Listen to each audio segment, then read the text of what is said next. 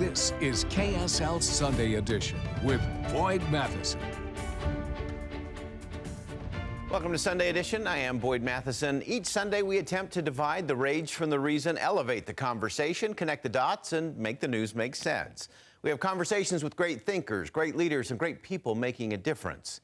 We talk politics so we can discuss society, and we explore society so we can discuss principles and the people in America who live them. We bring the best and brightest to Utah, and we send the Utah model to our nation's capital and beyond.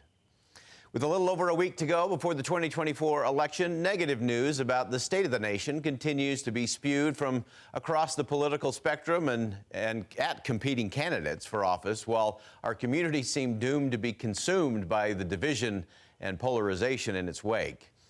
You know, I believe that most of that negativity is manufactured by the political industrial complex, who are more interested in amassing power, gaining prominence, and raising campaign cash than they are using principles and moral imagination to create public policy that solves problems. The question for many Americans is, where do we actually turn for hope?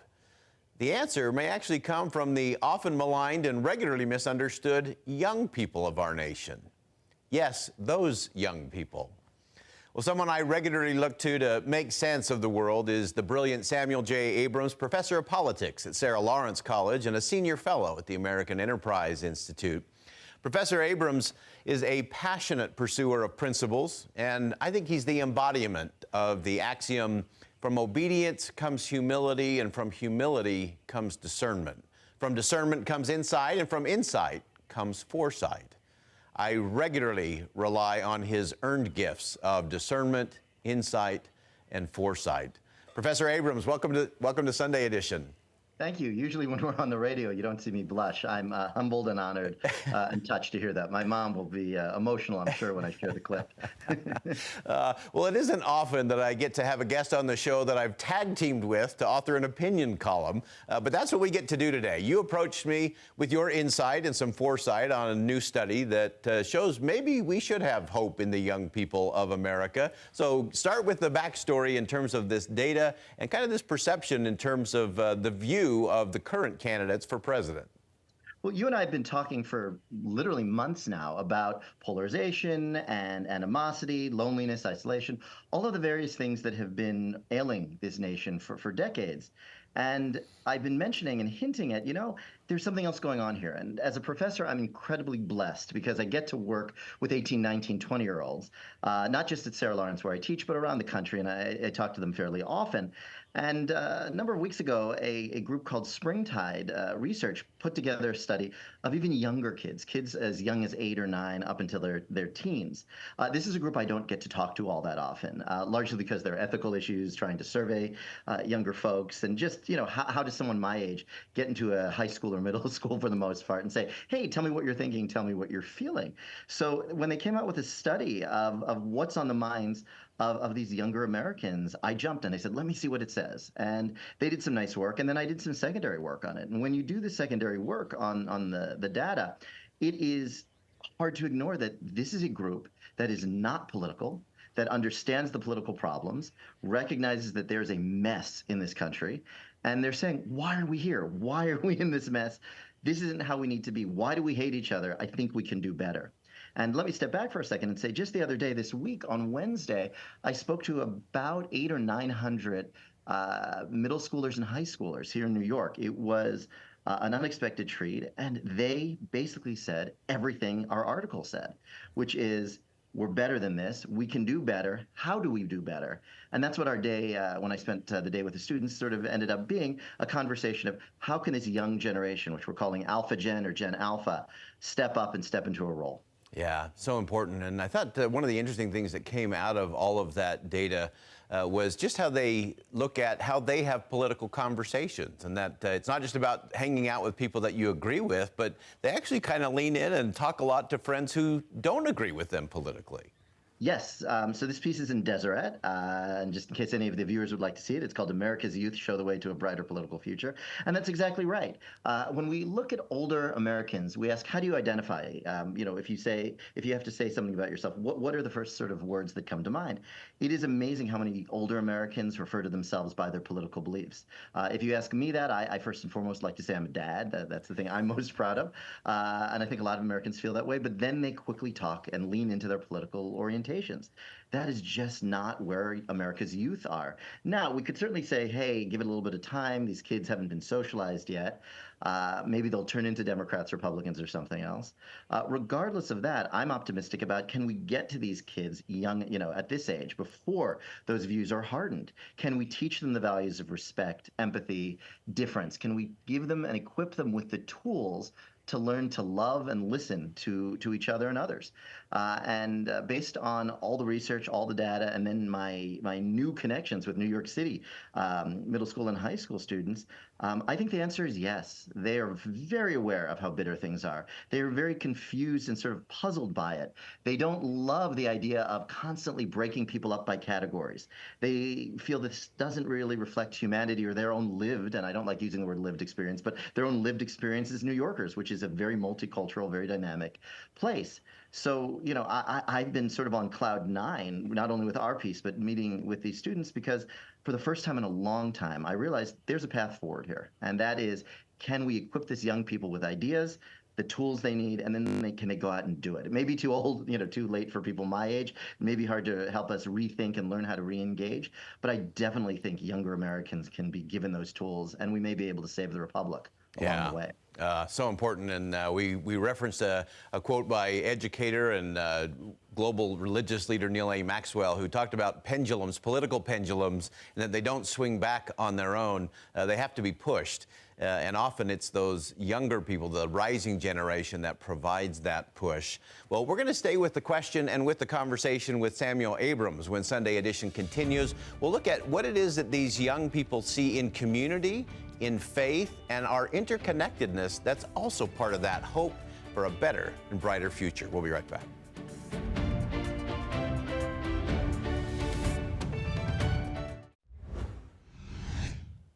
Welcome back to Sunday Edition. We're staying with the question and the conversation with Samuel Abrams, professor of politics at Sarah Lawrence College and a senior fellow at the American Enterprise Institute. And Professor Abrams, I want to dive into another portion of this study and the piece that we wrote for Deseret.com, talking about how these young people realize and recognize that when they learn about someone else's views, it not only helps them understand them, but it helps them understand themselves as well. And that's really the joy of education, right? The whole point is to become uplifted. Educate is to uplift, and to learn something, we have to understand the other. We can't understand ourselves in isolation. It's only vis-a-vis the comparative method.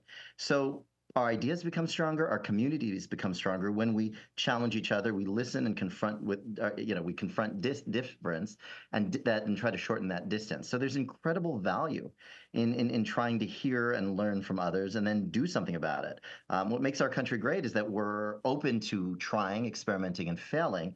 And that's an idea that has gone away for quite a while. For many years, we were told we can't allow students to fail. We can't allow them to be anxious. We can't allow them to run up against too much trouble. It could hurt them. Well, that's been the problem, right? In this case, we should run into the into the difference, into the disagreement, and then come out stronger and better for it.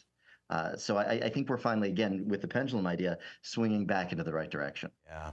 One of the other things that was really stunning to me in all of this, we often malign the younger generation as being narcissistic and selfie-obsessed and all of those kinds of things. They're actually probably a little more communitarian than their parents, and they really have a focus on the need to serve and make a difference in their communities.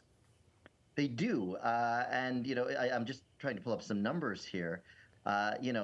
Almost 70% of young Americans believe that it's important, for instance, to understand both sides of the issue. They are very, to your point, very communitarian. And this is actually, I think, the positive side of social media, whereas we always talk about the negativity, right? How does it bubble us? How does it isolate us? How does it introduce too much bias in our lives? It can do that, but it also can open up the world, right? It can also showcase stories, ideas, and differences in ways unimaginable to me and you when we were young. The things that I can see and the experiences we can have because of social media are nothing short of remarkable. I remember during our lockdowns, I was still teaching classes. I taught a book involving Janesfield, which is a town in the Pacific, rather in the Northwest. And I had a student from Milwaukee, not too far from the actual town. And that student and her dad got in the car and live streamed driving around Janesville. And we talked about it. We were able to visibly see the very spaces that we were reading about. It came to life. So social media, the digital technology, all the great stuff that we have available to us today, yes, it can harm, but it also can uplift and it can connect. And like with any technology, I think it's about how do we use it responsibly, wisely. And can it bring us together? It can. Can it polarize us? Yes, it can. Can it create echo chambers and bubbles? Of course. So I'm hopeful that, again, we as a society, as parents and those working with younger folks can say, look, this is a tool. Let's use it wisely. Mm-hmm. So important. And I thought it was also interesting in the research and the data, talking about, one, the fact that these young people are optimistic about the future. They have a good belief moving forward. And they also have this interesting interconnectedness when it comes to faith and faith community and how that plays into their world. Yes. So, as opposed to folks my age who have fundamentally walked away from faith, for the most part, much larger numbers now, we're seeing a big uptick in saying that religion is fairly important to them. Spiritual communities is important to them again. Now, again, we're nowhere near the majority. This does not look like it did 3 or 4 generations ago with vibrant churches, synagogues, and what have you. But people realize there is something missing in life. And for many, it is some form of expression of faith, whether it's prayer in an organized setting, whether it's communities of faith where we get together and organize to make a community better, to volunteer and what have you. These institutions exist. They're beginning to change. They're realizing they need to connect to folks somewhat differently. And I'm, again, very optimistic to see it, largely because not only are the religious institutions open to it finally, but the younger people are looking for it. So if we can make this match, it could be very exciting. We could see a renaissance in community and, quite frankly, in helping others. This is something that George W. Bush talked a little bit about many, many years ago. It may not be the role of the government to promote it exactly, but it was a very, very important idea, which is faith-based communities need to be a bigger part of our civil infrastructure. And I think they're really working to that goal in a very real way for the first time. I didn't see it 8 years ago or 4 years ago. I certainly am beginning to see it today. Fantastic. Great perspective, as always. Professor Samuel Abrams from Sarah Lawrence College and American Enterprise Institute. Always appreciate your perspective. This was a very fun tag team. I hope it's the first of many. But this is an important one as we look at what the future really looks like. And I agree. I think there is a chance for the young people of this nation to show us what humility, radical curiosity, civility, and elevated dialogue look like and sound like and act like. Professor Abrams, thanks so much for making time for us today. Thanks for having me. All right. When we come back, we're going to take a look at how politicians are using time, how they use the past, how they use the future, and how they use the unsettled moment in the present. None of it works very well. We'll look at it as a political promise when Sunday Edition continues here on KSL 5 TV. We'll be right back.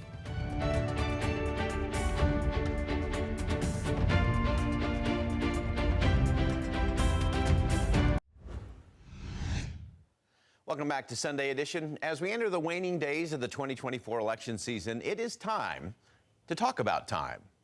In fascinating ways, our political campaigns have become about time. Politicians are often brilliant at playing with time, and far too often voters and citizens believe that somehow elected officials and those running for office can actually control time. Now, I actually spent years as a business consultant trying to convince executives and employees that there really is no such thing as time management. By definition, manage means to hold, mold, shape, or form, control, influence, or have direct control over, none of which you can do with time. You can't hold time, you can't shape it or form it, you can't influence it to speed it up or control it and slow it down or save it for later. You really can't manage time. So I actually believe in choice management, because you can manage your choices and what you choose to do at any moment in the present. So what does time and choice management have to do with political season? I think everything. In a brilliant essay for Christianity Today, Miles Wernz cautioned, time is not, should not, and must not become a political promise. Wernz described what politicians and candidates are doing with time, saying, "This promise takes different forms for different politics. Some candidates pledge to bring a better future. Others say they'll return us to a better past. The direction of the promise matters far less than the fact of it. Once we've decided that time can be thus managed, it's just a matter of picking which time we prefer." As an example, Wernz pointed out how the two leading contenders in this year's presidential election have particularly obvious, dueling notions about time. The Harris campaign's catchphrase, "We're not going back," rejects the past, while the Trump campaign's promise to make America great again lurches in reverse. Despite their policy divides, both campaigns trade on dissatisfaction with the world as it is, and both look to some other time as the solution. Now, as a political strategy, it's effective. Discontent with the present, Americans ask when, if ever, life was better than this. And both candidates have a ready answer. Former President Donald Trump's reply is a particular rendering of the past, one that omits historical wrongs and insists old greatness can be recaptured. Vice President Kamala Harris peers into the misty future.